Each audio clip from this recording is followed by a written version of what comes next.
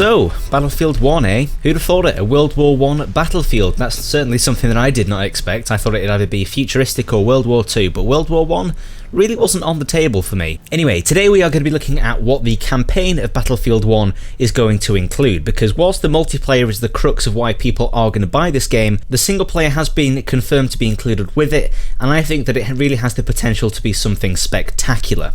Given DICE's track record with Battlefield campaigns, I wanted to find out more about what the campaign was as soon as possible.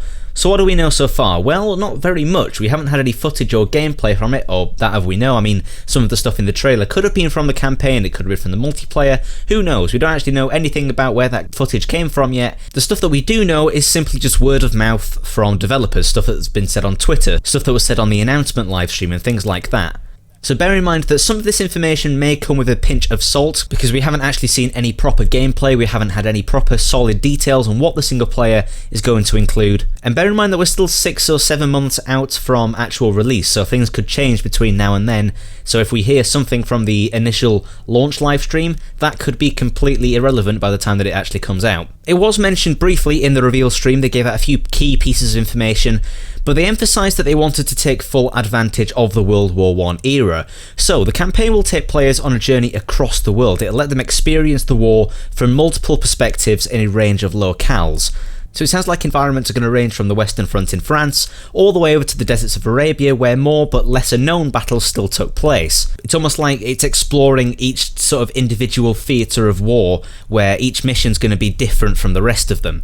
One line that I really liked from the stream was, "My actions and how they affect the world, but also how the world changes and how that affects me." This could just be something said off the cuff by the developer to dress up the game a bit, but it also could allude to an actual mechanic within the game. Maybe destroying a building to take out a squad of enemy infantry has an effect on the story later on.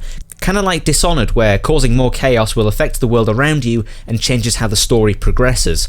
That's something that's really powerful within a game, and it's something that I'm really excited to see if it is actually included in the final release of Battlefield 1's campaign. Another thing they mentioned was that they wanted to build the campaign around the staple Battlefield moments. Now, it's unclear as to what he actually meant by this. I mean, it could be like the epic moments that you see when you snipe a pilot out of a plane, or it could be like when you rendezvous in a jet, which I doubt will be included in a World War I game, but I think what it more likely means is that each mission is going to be more objective-centric, focus on working together in a small squad to complete an objective.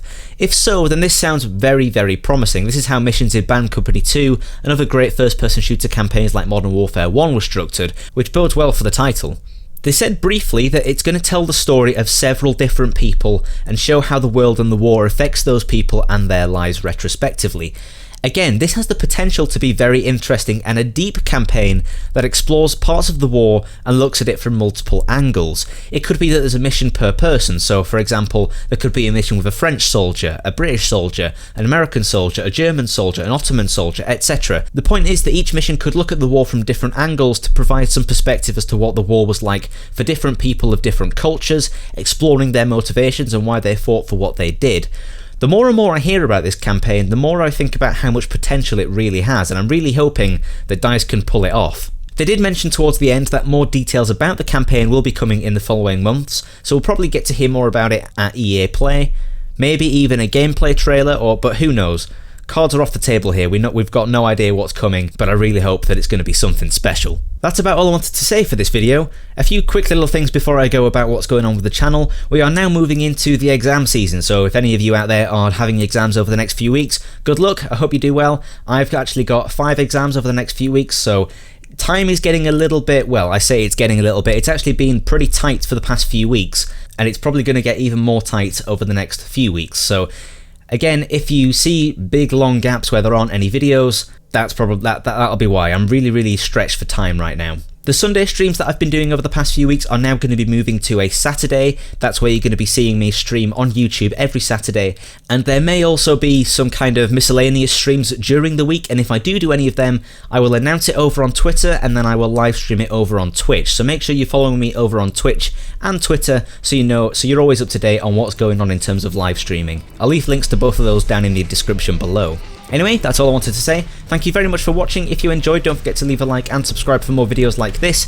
If you want to go and check out some of my other videos, I actually did a video on the Mirror's Edge closed beta a couple of weeks ago, and before that I also did a little bit of a different video on Dark Souls 3, a newcomer's perspective, so if that tickles your fancy, there'll be links to those in the description below and annotations on screen now. Anyway, I shall catch you in the next one.